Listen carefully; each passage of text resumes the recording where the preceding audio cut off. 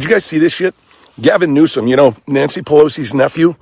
Or maybe you better know him from the part that he plays as the governor of California, right? Because that's all he is as an actor. Anyhow, this dude just bought a $9.1 million mansion. He paid $600,000 over asking price in this economy. And he didn't buy it personally, no. He bought it through an LLC called MHBD, created 2 days before the close of escrow, you know, for tax reasons. And that LLC, it's managed by his wife. And MHBD, those are the initials of his kids. But check this out. Daniel Pritzker is the seller, right?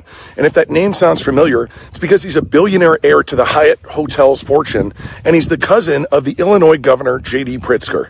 You can't make this shit up. We're talking about 6 bedrooms, 5.5 bathrooms, spa, pool, guest house, views of Mount Tamalpais.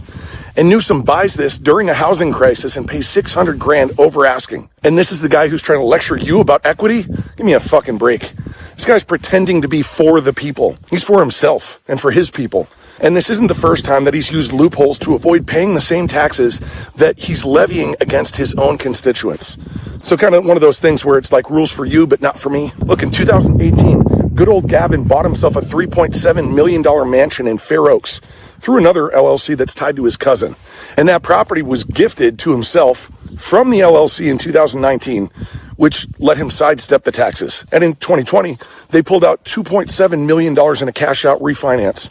Meanwhile, if you inherit your parents' home in California, get ready to be taxed into the ground. Can't afford the new property tax? Well, then just sell the house that your family grew up in. You want to leave your kids a small business? Well, they're going to bury it in death taxes. They'll crush you with regulations while transferring millions behind closed doors. It's a club, and you're not in it. They launder power through politics.